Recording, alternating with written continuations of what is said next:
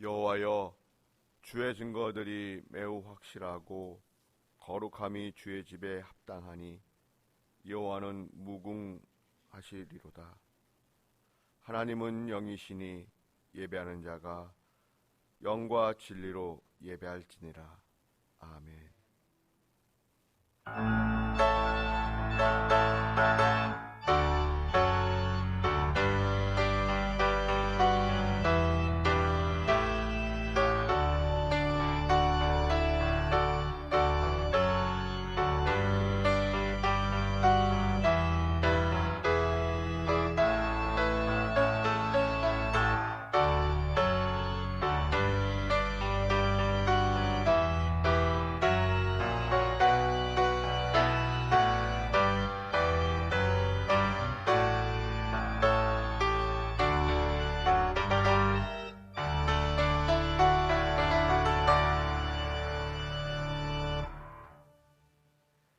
하나님 고맙습니다.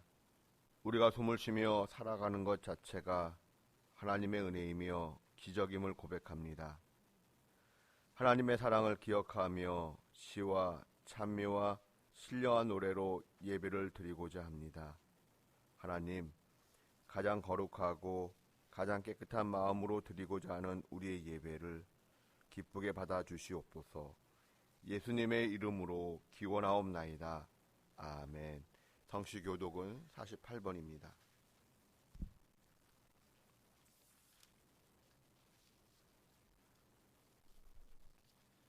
여호와여, 주의 백성에게 베푸시는 은혜로 나를 기억하시며 주의 구원으로 나를 돌보사 내가 주의 택하신 자가 형통함을 보고 주의 나라의 기쁨을 나누어 가지게 하사 주의 유산을 자랑하게 하소서. 우리가 우리의 조상들처럼 범죄하여 사악을 행하며 악을 지었나이다. 우리의 조상들이 애굽에 있을 때 주의 기이한 일들을 깨닫지 못하며 주의 크신 인자를 기억하지 아니하고 바다 곧 홍해에서 거역하나이다. 그러나 여호와께서는 자기의 이름을 위하여 그들을 구원하셨으니 그의 큰 권능을 만민이 알게 하려 하심이로다. 이에 홍해를 꾸짖으시니 곧 마르니 그들을 인도하여 바다 건너가기를 마치 광야를 지나감 같게 하사 그들을 그 미워하는 자의 손에서 구원하시며 그 원수의 손에서 구원하셨고 그들의 대적들은 물로 덮으심에 그들 중에서 하나도 살아남지 못하였도다. 이에 그들이 그의 말씀을 믿고 그를 찬양하는 노래를 불렀도다. 아멘. 참회의 기도를 드립니다. 하나님, 우리의 모습이 참으로 나약하고 무능하고 더럽고 추합니다. 우리의 자격 없는 모습을 불쌍히 여겨 주시옵소서. 하나님, 주님께 붙잡힌 인생이 되지 못하고 오히려 마귀의 유혹에 너무나도 쉽게 넘어지는 우리의 모습이 있습니다. 하나님 용서하여 주시옵소서. 돌이켜보면 지난 한 주간도 우리의 행한 것 죄뿐이오니 주님의 넓은 사랑으로 덮어주시옵소서. 이제는 하나님과 저만이 아는 죄를 고백합니다.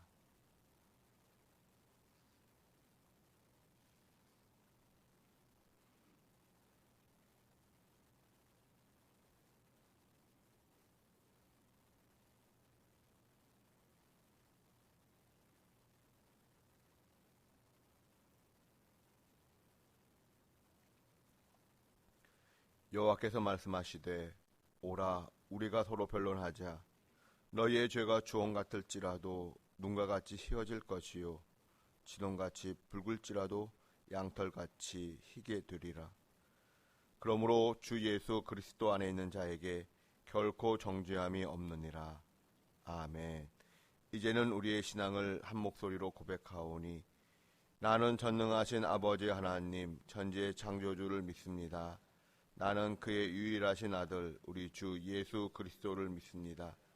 그는 성령으로 잉태되어 동정녀 마리아에게서 나시고 본디오 빌라도에게 고난을 받아 십자가에 못 박혀 죽으시고 장사된 지 사흘 만에 죽은 자 가운데서 다시 살아나셨으며 하늘에 오르시어 전능하신 아버지 하나님 우편에 앉아 계시다가 거기로부터 살아있는 자와 죽은 자를 심판하러 오십니다. 나는 성령을 믿으며 거룩한 공교회와 성도의 교제와 죄를 용서받는 것과 몸의 부활과 영생을 믿습니다. 아멘. 자리에 앉으셔서 찬송가 538장 찬송하겠습니다.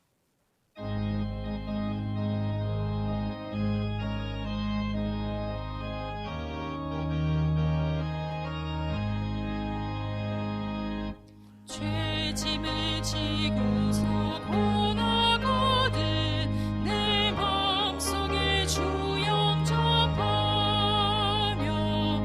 새 사람 되기를 원하거든 내 구주를 영접하라. 의심을 다 버리고 주를 영접하라. 마음만 다 열어놓고 내 구주를 영접하라.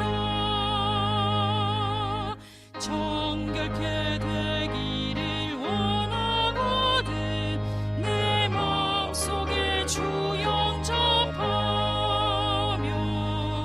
생명수 마시기 원하거든 내 구주를 영접하라. 의심을 다 버리고 구주를 영접하라. 마음만 다 열어놓고 내 구주를 영접하라. 진실한 친구를 원하거든 내 마음속에 주 영접하며 내 맘의 평안을 원하거든 내 구주를 영접하라. 의심을 다 버리고 구주를 영접하라. 마음만 다 열어놓고 내 구주를 영접하라. 즐거운 찬송을 하려거든 내 마음속에 주 영접하며 평안한 복지에 가려거든 내 구주를 영접하라. 의심을 다 버리고 구주를 영접하라. 마음만 다 열어놓고 내 구주를 영접하라.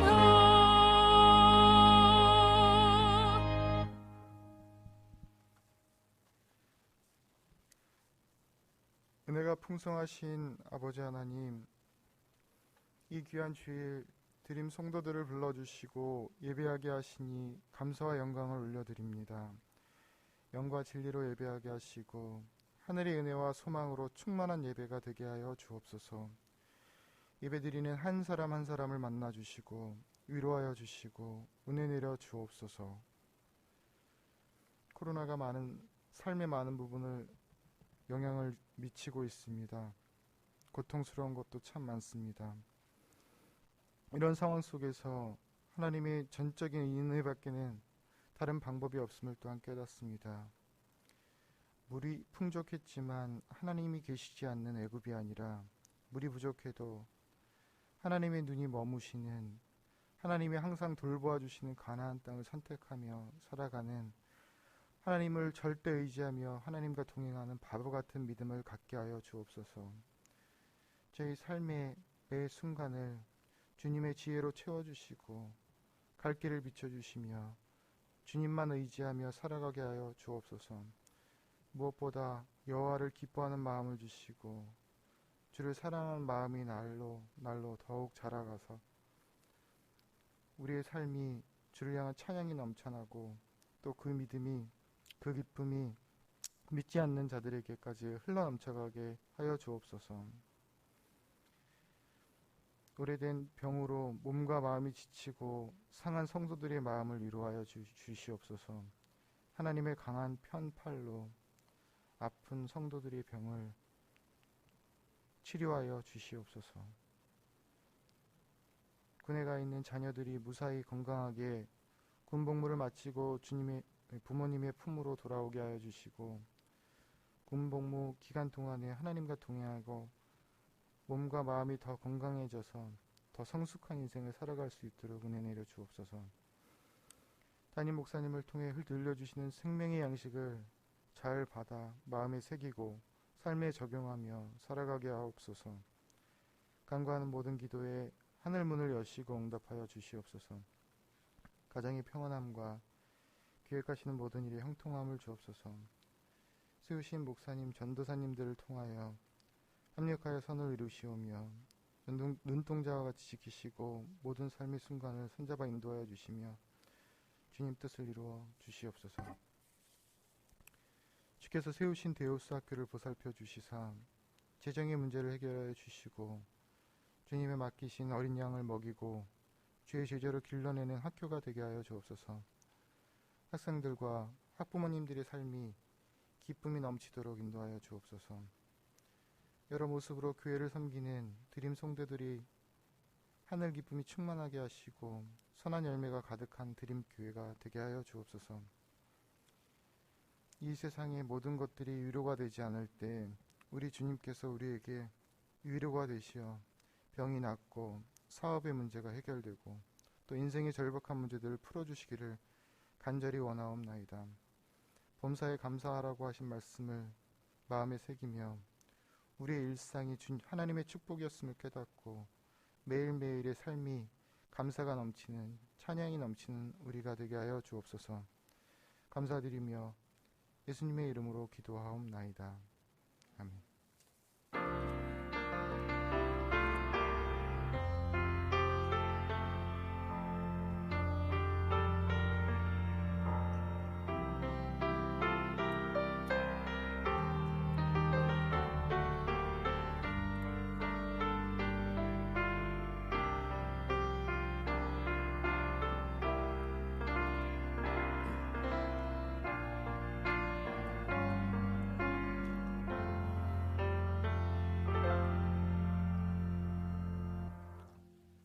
하나님의 말씀은 로마서 7장 21절에서 25절입니다. 로마서 7장 21절부터 25절까지를 교독하도록 하겠습니다.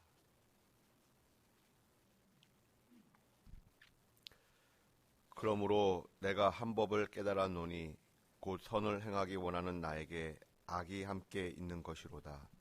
내 속사람으로는 하나님의 법을 즐거워하되 내 지체 속에서 한 다른 법이 내 마음의 법과 싸워 내 지체 속에 있는 죄의 법으로 나를 사로잡는 것을 보는도다. 오호라, 나는 공고한 사람이로다. 이 사망의 몸에서 누가 나를 건져내랴. 함께 봉독합니다. 우리 주 예수 그리스도로 말미암아 하나님께 감사하리로다. 그런즉 내 자신이 마음으로는 하나님의 법을, 육신으로는 죄의 법을 섬기노라. 아멘.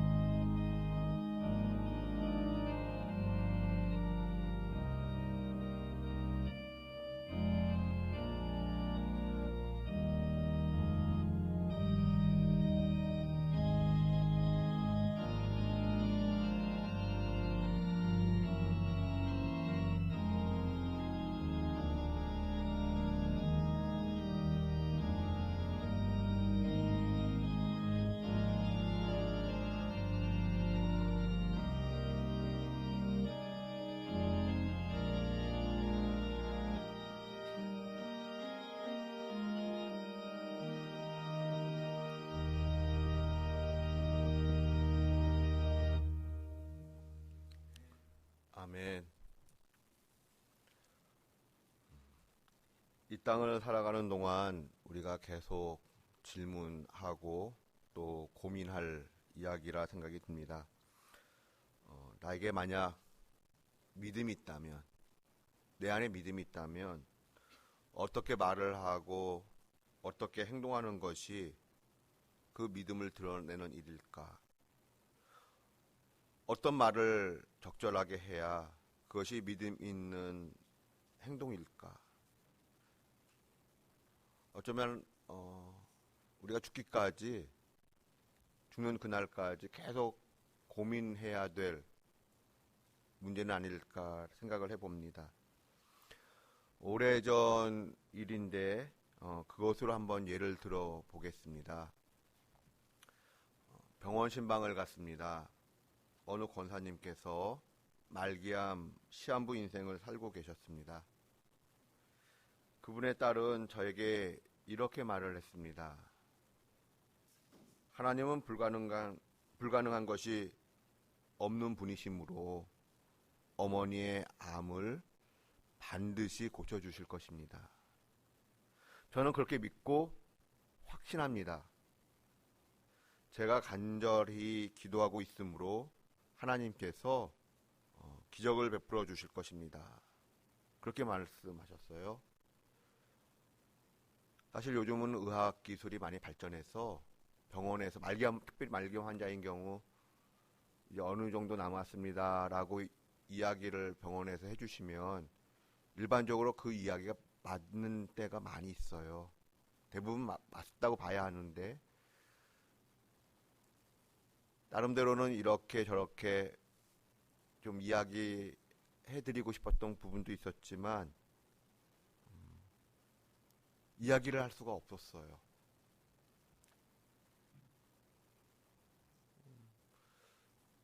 너무나도 그 확신을 가지고 있었고 거기에 대해서 다른 이야기를 이렇게 예를 들면 일명 호스피스에 어떤 관련된 도움되는 이야기들을 할 수가 있는 상황이 아니었어요. 고민을 했습니다.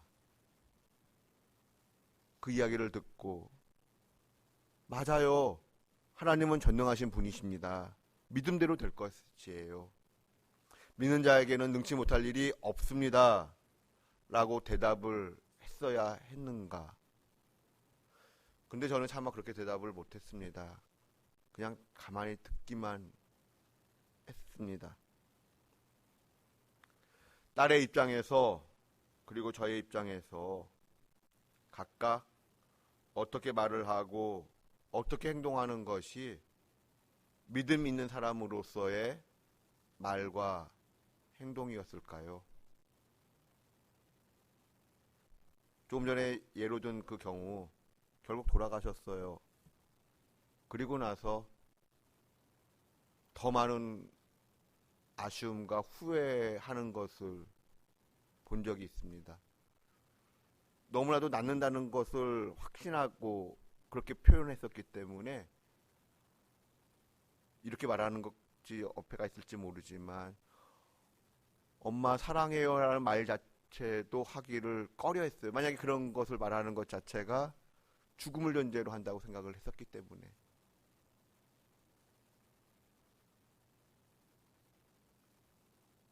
정말 엄마와의 어떤 그런 깊은 작별의 인사를 못하고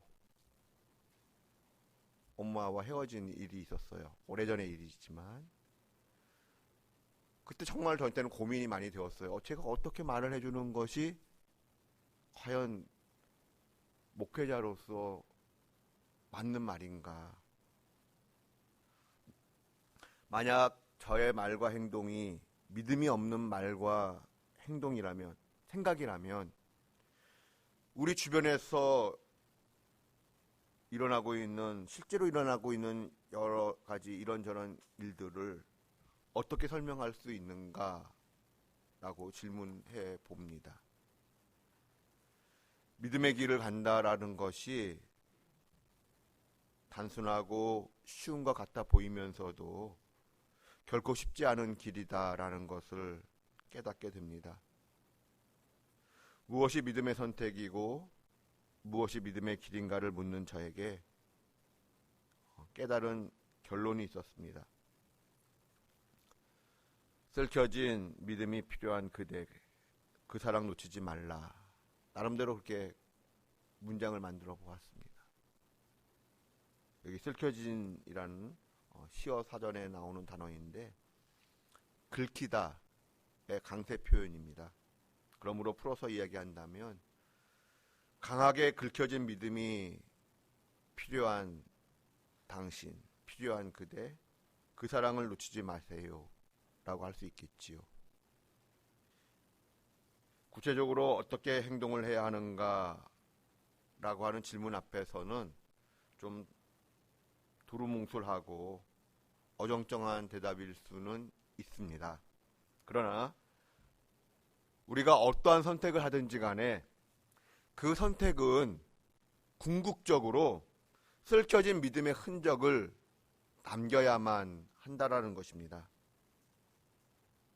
그리고 그러한 쓸켜진 믿음의 흔적을 갖고자 한다면 하나님의 그 사랑만큼은 우리가 꼭 붙잡고 있어야 하고 놓지 말아야 한다라는 것입니다. 어떤 것을 선택할까 고민하는 가운데 우리가 잘못된 선택을 할 수 있습니다. 내 감정적인 선택을 할 수 있습니다. 하나님의 뜻과는 정반대의 길을 선택할 수도 있습니다. 그 선택으로 말미암아 어려움을 당할 수도 있겠습니다. 그러한다 할지라도 하나님의 뜻과는 정반대의 길을 선택했다 할지라도 궁극적으로는 하나님의 뜻이 이루어지기를 바라는 그 마음으로 하나님의 사랑을 꼭 붙잡는 것.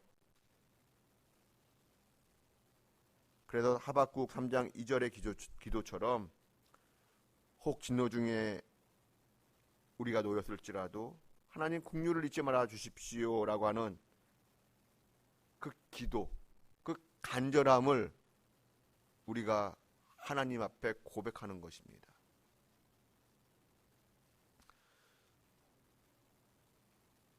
몇 주 전에 제가 설교한 내용이지만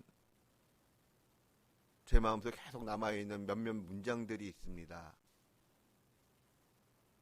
그 생명의 삶 6월호에 있었던 그 문장, 아브라함은 그 믿음이, 진정한 믿음이 형성되는데 25년이 걸렸다라는 이야기와 함께 하나님의 벗이라 칭함을 받는 일에 있어서 한평생이 걸렸다라고 하는 그 문장이 참 마음에 와 다 있습니다.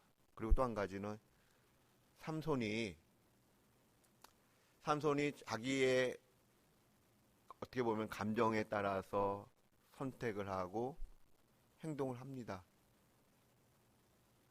뒷날을 가는 것이 여자를 만나려고 가는 일이었습니다. 그러나 성경의 표현을 보니 삼손은 그런 자기의 욕구를 위해서 길을 떠났지만 하나님은 그걸 통해 하나님의 뜻을 이루고자 계획하시고 작정하셨다라고 하는 그 성경 구절이 참 마음에 남아 있습니다. 내가 정말 하나님이 원하지 않는 정반대 길을 선택했다 할지라도 그 마지막은, 그 결과는 진정 하나님이 원하시는 결과를 맺어내며 그 속에서 하나님이 내게 주시는 쓸켜진 믿음을 가져야 한다라는 것입니다. 문득 북한의 지하교회를 떠올려 봅니다. 북한의 그 공산당 지배하는 사회 속에서 믿음의 자유를 잃어버린 지 수십 년이 흘렀습니다. 자유롭게 하나님을 예배하는 그 믿음의 자유는 언제 회복될런지 아직은 아무도 모릅니다. 아무런 희망이 없어 보이는 그런 상황 속에서도 지금 수십 년 동안 지하교회에서 믿음을 지키는 사람들이 있습니다. 앞이 깜깜한데 믿음을 지키는 사람들이 있습니다.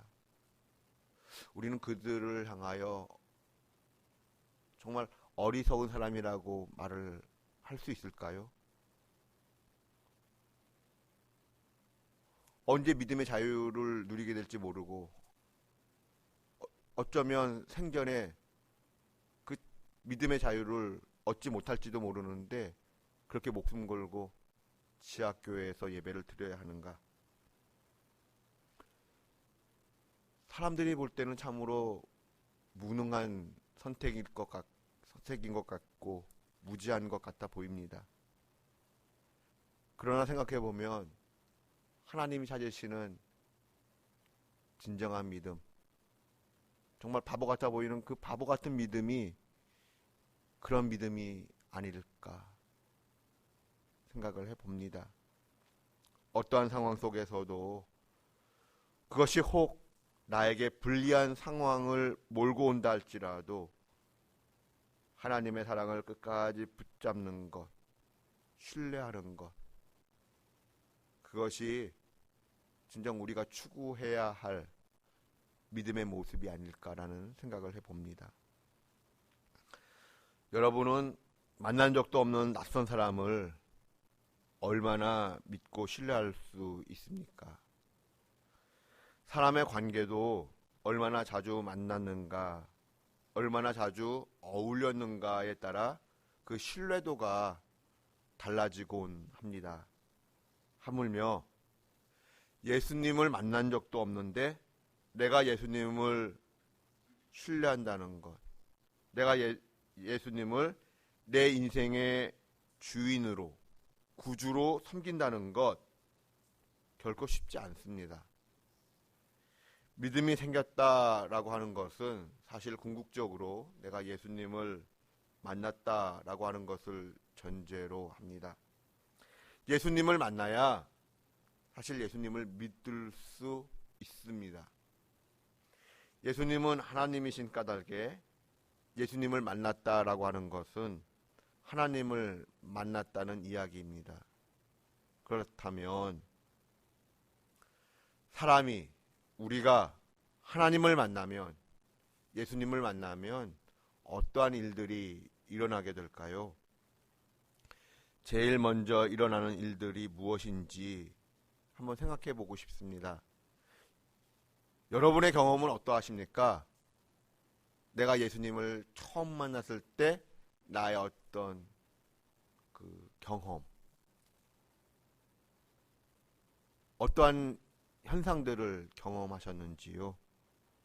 물론 여러 가지 현상들이 나타날 수 있겠지요만은 성경 속에 나오는 두 사람을 한번 잠깐 예화로 사용해 보고 싶습니다. 구약의 이사야와 신약의 베드로입니다. 이들에게는 어떤 공통점이 있었을까요? 우시야 왕이 죽던 해 성전에 있던 이사야의 눈에는 신기한 일들이 전개되고 있었습니다.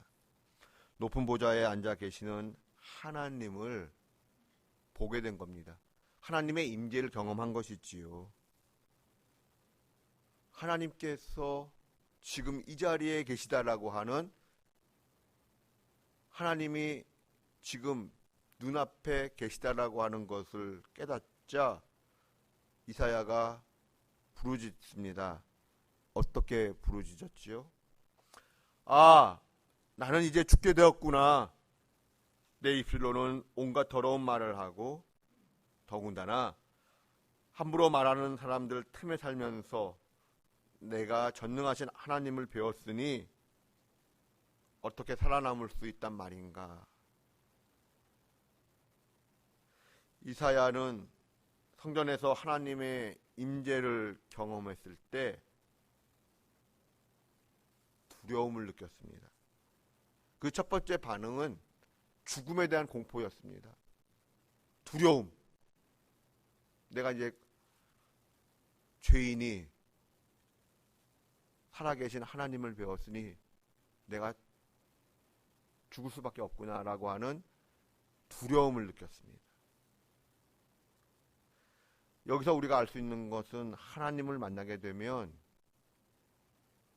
자신의 죄가 노출되면서 두려움을 느끼게 된다는 것입니다. 죄의 값은 죽음이기 때문에 그러합니다. 누가복음 5장을 펼치면 예수님께서 갈릴리 호수가에서 사람들에게 말씀을 가르치는 모습이 언급되고 있습니다. 말씀 전하기를 마치신 예수님은 호숫가에서 그물을 정리하던 시몬에게, 베드로죠, 시몬에게 말씀하셨습니다. 깊은 데로 가서 그물을 내려 고기를 잡으라. 이때 시몬이 이렇게 대답을 합니다. 선생님, 우리가 밤새도록 수고하였지만 잡은 것이 없습니다. 그러나 말씀에 의지하여 내가 그물을 내려보겠습니다. 우리가 이제 자세하게 살피지는 못하지만 이 누가복음 5장에 있는 그 내용을 잠시 생각할 때 이 좀 전에 베드로가 예수님께 대답한 이 말의 속뜻은 무슨 내용일까요? 지금 누가복음 앞에 나오는 이 장면은 시몬 베드로가 예수님을 처음 만났을 때의 장면을 회상하는 것입니다. 다시 말하면 시몬은 지금 예수님이 누구인지를 모르는 상태라는 것입니다. 시몬은 고기잡이가 생업인 일종의 그 물고기 전문가로서 갈릴리 호숫가의 그 비린내가 몸에 밴 어부입니다. 반면에 예수님은 고기잡이의 고자도 모르는 전직이 목수고 지금은 마치 실업자처럼 보이는 낯선 사람일 뿐이지요. 예수님의 옷차림을 보아도 어부가 아닙니다. 시몬의 입장에서 평소 갈릴리 호수에서 본 적이 없는 낯선 사람. 그러므로 시몬의 입장에서 보면 참으로 어이없는 훈수입니다. 내가 전문가인데, 내가 지금 갈릴리 호수의 모든 것을 빠삭하게 정말 잘 알고 있는데 주변에서 본 적도 없는 낯선 사람이 나타나서 깊은 데로 가서 그물을 내리라고 혼수를 두니 얼마나 그 베드로의 마음에서는 뭐라 할까요? 요즘 말로 이야기한다면 웃기는 이야기일까요? 그러므로 베드로의 대답 속에 담긴 속뜻은 이러합니다. 이것 보시오 선생, 나와 내 친구들은 이곳 갈릴리 호수에서 잔뼈가 굵은 사람이요, 지금까지 물고기만 잡아왔단 말입니다. 물고기가 주로 어디에서 잘 잡히는지 우리만큼 잘 아는 사람도 없어. 더욱이 물고기 잡기에 가장 좋은 때는 어두운 밤이요. 밤새도록 그물을 내렸지만 물고기 한 마리조차 건지지 못했어. 당신 같은 랍비들은 무엇이든 다 안다라고 생각하고 자꾸만 가르치려고만 하는데 그거 착각이요. 당신 말에 내가 순종하여 그물을 내릴 테니 누구 말이 맞는지 한번 확인해 봅시다. 예수님을 처음 만난 시몬의 입장에선 예수님이 누구신지 몰라요. 랍비라고 불리는 낯선 사람이 그저 잘난 체 한다라고 생각했을 것입니다. 그러므로 나름 우쭐대며 아는 체 하는 사람의 코를 전문가로서 납작하게 만들기 위하여, 즉 예수님이 틀렸다라는 것을 확인시켜주기 위하여 그물을 내려보겠다라는 것입니다. 그런데 어떻게 되었습니까? 베드로의 상식과 경험으로는 일어날 수 없는 일이 일어나고 말았습니다. 정말로 많은, 생각하지 못했던 정말 많은 물고기가 잡혔습니다. 그러자 덜컥 베드로는 두려움에 빠지게 됩니다. 저 사람은 누군가? 베드로는 예수님을 향하여 말합니다. 주님, 나를 떠나소서. 나는 죄인입니다. 조금 전까지는 선생님이라고 불렀는데 지금은 주님이라고 부릅니다. 조금 전 시몬이 예수님을 부를 때 사용한 선생님이라고 하는 그 단어는 선생님이라고 좋게 부를 수도 있지만 어떤 모임의 대장, 두목, 우두머리 이렇게 번역 가능한 단어입니다. 이보시오 두목 이렇게 이렇게 번역해도 틀린 번역이 아니라는 거죠. 예수님을 그 정도로만 생각했던 거예요. 그런데 지금은 예수님을 부를 때 주님이라고 부릅니다. 이 단어는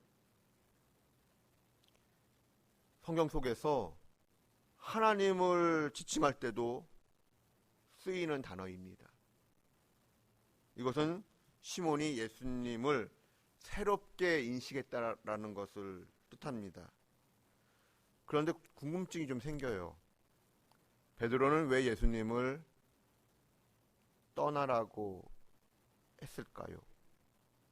예수님이 갖고 계신 그 마치 수중 음파 탐지기 같은 그 능력을 갖고 계신 예수님을 옆에 모시고 있으면 평생 먹고 살 염려는 없을 터인데, 걱정은 없을 터인데 왜 예수님을 떠나라 이야기했을까? 유대인들은 갈릴리 호수에 대한 두려움을 갖고 있습니다. 이스라엘 백성들은 광야의 백성들이다 보니까 이 물에 대한 두려움이 있고 물에 대한 단어가 적습니다. 마치 그 열대지방에는 눈이라는 단어가 하늘에서 내리는 그 단어가 없거나 극히 적겠지요. 그런 겁니다. 이스라엘 백성들에게는 이 물은 두려움의 대상이었습니다. 좀 낯선 거지요. 그런데 더욱이 그 갈릴리 호수 밑바닥에는 얌신이라는 것이 살고 있다라고 생각을 했습니다. 그런데 그 세계를 훤히 알고 있는 예수님을 우습게 여겼으니 인간으로서 두려움을 느낀 것입니다. 인간의 범주를 벗어난 신적 권위 앞에 엄습하는 두려움을 느낀 것이지요. 예수님을 나름 얕잡아 보았다가 예수님의 권세와 권위 앞에서 자신의 연약함이, 자신의 죄가 도드라진 것입니다. 여기서 우리가 알 수 있는 것은 무엇입니까? 진정으로 하나님을 만나게 되면, 예수님을 만나게 되면 그분의 임재 앞에서, 그분의 거룩함과 권위 앞에서 큰 두려움을 느끼게 된다는 것입니다. 베드로가 너무나도 두려워하니까 예수님께서 뭐라고 하셨는가 하면, 시몬아, 무서워하지 말라, 두려워하지 말라라고 말씀을 하십니다. 여러분, 우리가 예수님을 만나게 되면 하나님의 임재 앞에서 어떤 일이 일어나게 되는가? 성령 하나님의 조명 속에서 나는 아무것도 아니라고 하는 나의 거짓과 교만과 더러움과 추악과 탐욕과 불순종, 이 엄청난 죄악의 지뢰들이 폭발하듯 드러나게 됩니다. 그리고 그 앞에서 과연 내 이러한 죄인이, 이러한 자가 살 수 있는가라는 사느냐 죽느냐의 문제를 고백하게 되고 답답해하게 됩니다. 우리가 하나님을 가까이 하면 가까이 할수록 어떠한 일이 일어나게 되는가? 우리 안에 있는 죄악의 누런 고름덩어리가 화산 폭발하듯 분출하여 터져 나오게 됩니다. 그렇게 되면 우리는 감당할 수 없는 두려움과 아픔과 갈등을 느끼게 됩니다. 아, 이게 내 모습이었던가? 이게 나라는 존재였던가라며 아픔이 심장을 후비고 지나갑니다.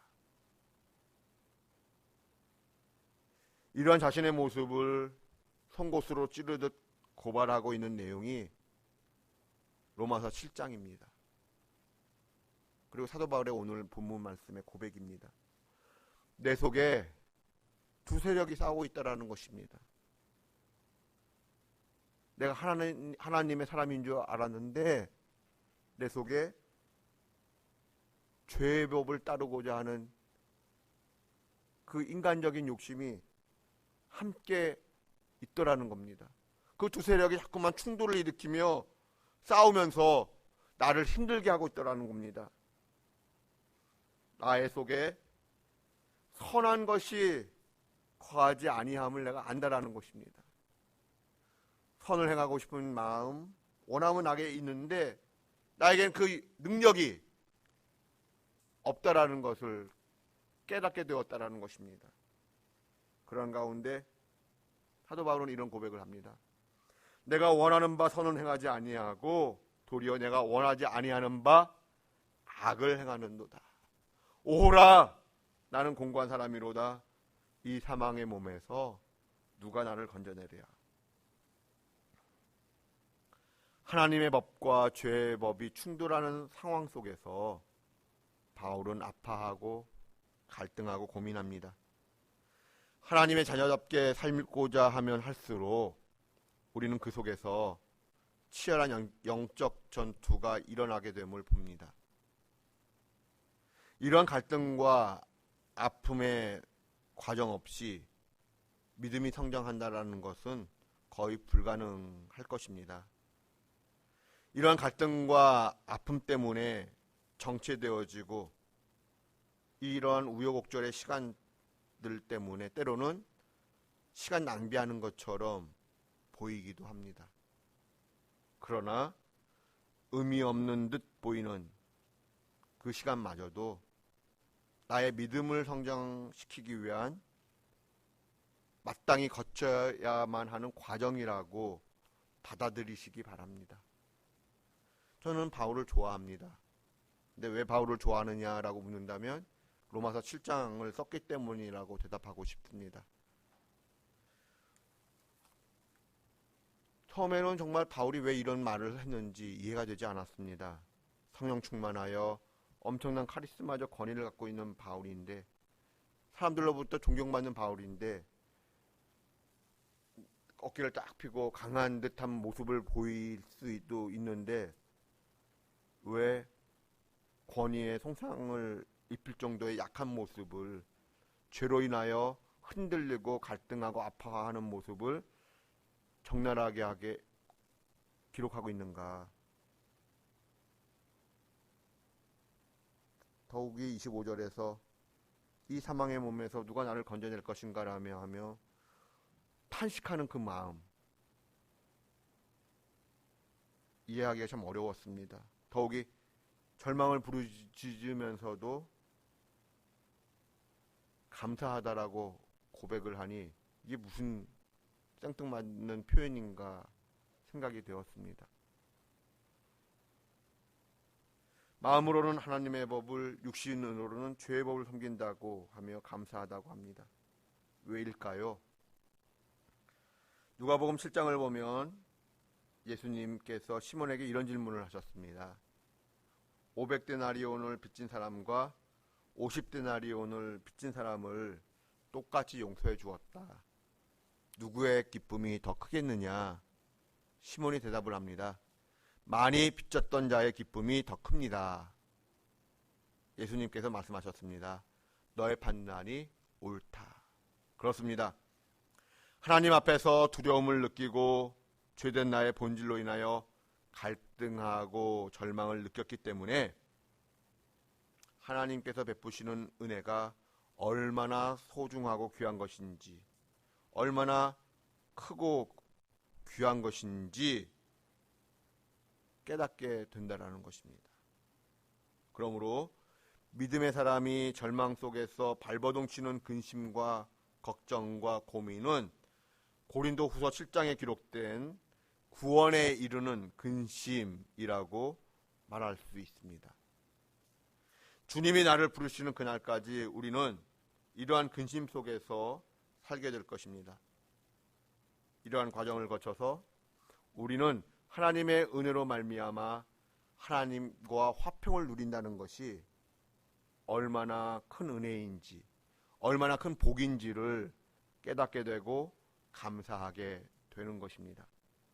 많이 아파본 사람이 건강의 소중함을 뼈저리게 느끼고 소망하듯 깊은 절망 속에서 아파본 사람만이 하나님께서 베푸시는 구원의 은총이 얼마나 귀한 것인지, 하나님과 누리는 화평이 얼마나 소중한 것인지를 깨닫게 되는 것입니다.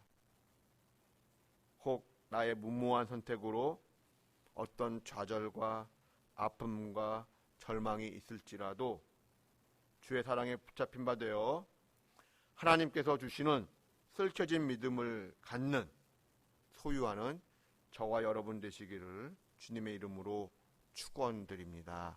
기도하겠습니다. 하나님,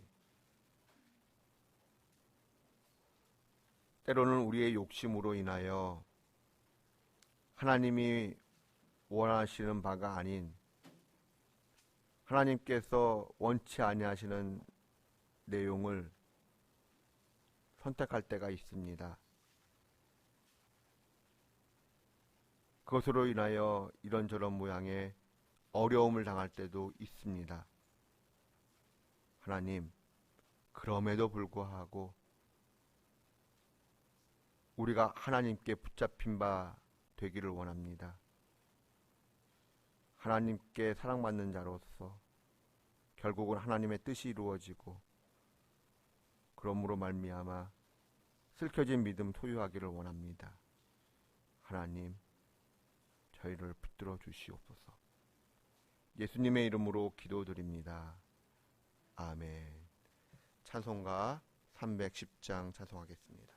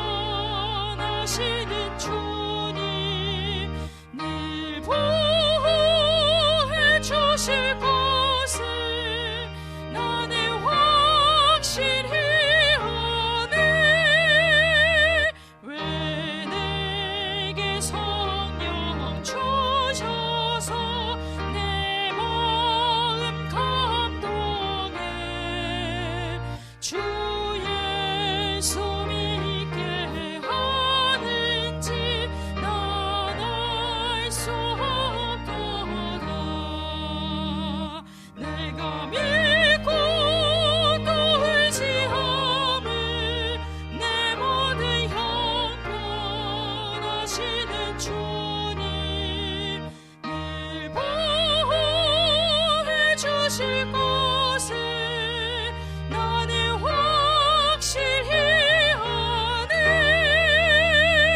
주 언제 강림하실지 밤에 혼나제 또 주님 만날 그곳도 난 알 수 없도다. 내가 믿고 돌지 않은 내 모든 형편하시는 주님 늘 보호해 주실 것을 나는 확실히 아네.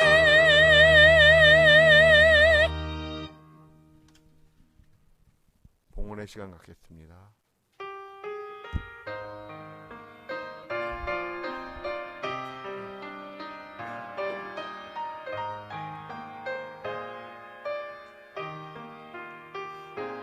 주님 사랑 너무 감사해요. 날 구원하신 그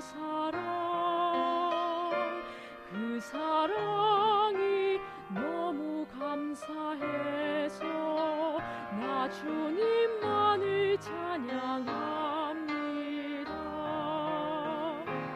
내가 주님 떠나 있을 때도 주님 나와 함께 계셔. 언제든지 오기만을 기다리고 계십니다. 완전하신 십자가의 보혈 그 피가 날 새롭게 하네.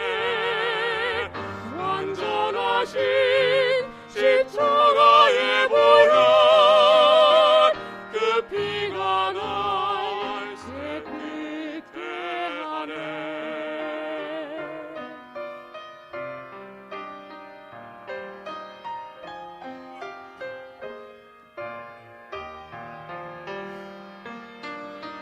내 맘속에 주시는 평안 세상이 줄 수 없는 평안 언제나 나와 함께 동행하여 주시는 주님 은혜 감사합니다. 주님 사랑 너무 감사해요. 날 구하신 그 사랑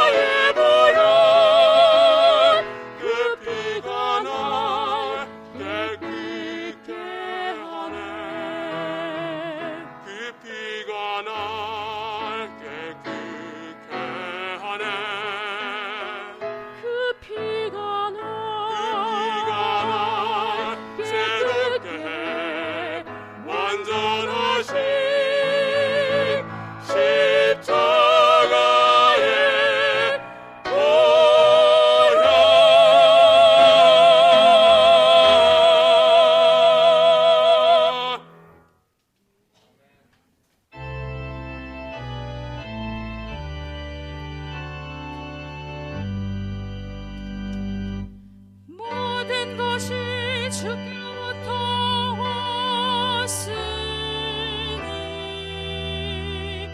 이 예물을 주께 드리나이다.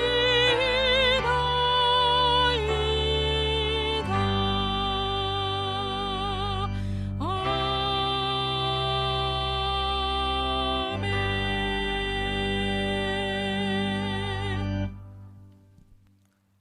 하나님 감사합니다.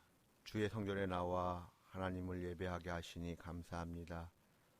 주님 앞에 나올 때에 우리 몸과 마음을 대신하여 이 예물을 드리게 하시니 감사합니다. 이 예물이 쓰이는 곳마다 하나님의 영광이 드러나기를 원합니다. 하나님, 우리 드림에 속한 권속들 가운데 어려움 당하지 않게 하여 주시고, 제가 지금 비가 오는 중이지만 이 비로 인하여 난처한 일 발생하지 않도록 하나님께서 인도하여 주시옵소서. 하나님, 우리 드림에 속한 권속들 가운데 몸과 마음이 연약한 경우가 있습니다. 하나님께서 주시는 힘으로써 그 모든 어려움을 이겨낼 수 있도록 인도해 주시고 건강의 복을 허락해 주시옵소서. 특별히 군문에 나가 있는 우리의 자녀들, 하나님께서 지켜주셔서 건강한 몸으로 나라를 지키고 제대할 수 있도록 은혜 내려주시기를 구하옵나이다. 하나님, 지난 주간 슬픔을 당한 가정이 있습니다. 하나님, 장례를 잘 마치고 다시 일상의 자리로 돌아온 그 귀한 가정이 또한 하나님 앞에서 다시 한번 그 믿음의 유업을 이어가는 귀한 가정이 될 수 있도록 하나님께서 은혜 베풀어 주시옵소서. 우리의 생명을 주님께 의탁드리며 예수님의 이름으로 봉헌기도 드리옵나이다. 아멘. 예, 자리에 앉아주시기 바랍니다.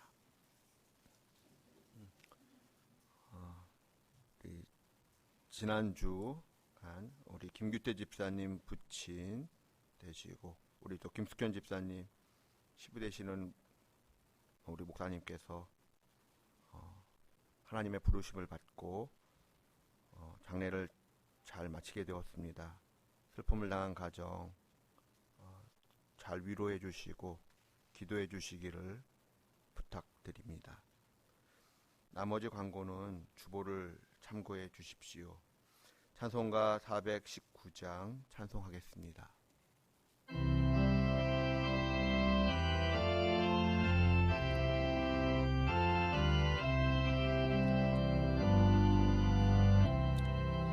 주 날개 밑 내가 편안히 쉬네. 밤 깊고 비바람 불어쳐도 아버지께서 날 지켜주시니 거기서 편안히 쉬리로다. 주 날개 밑 평안하다. 그 사랑 끊일 자니뇨.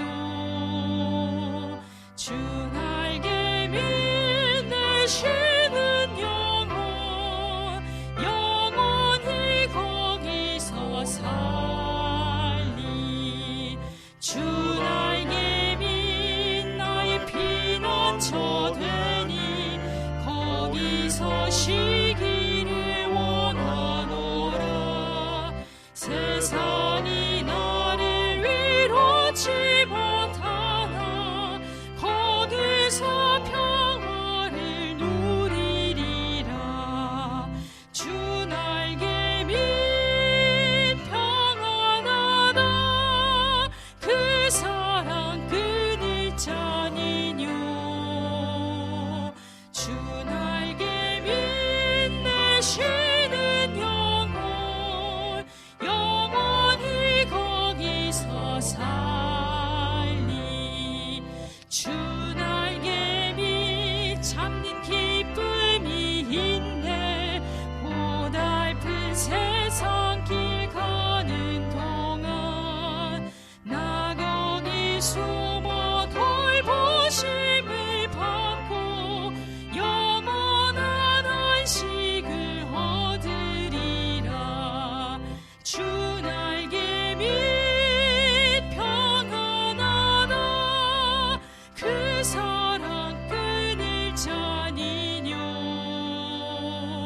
주 날개 빛내시는 영원히 거기서 살리.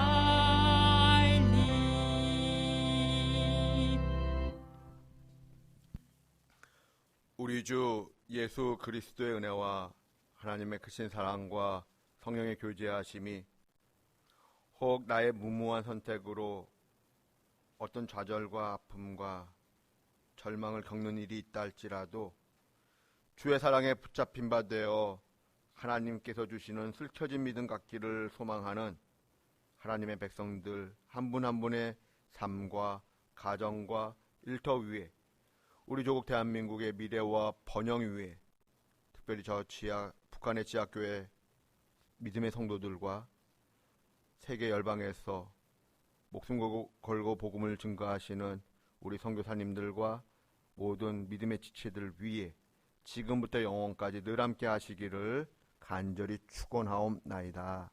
아멘.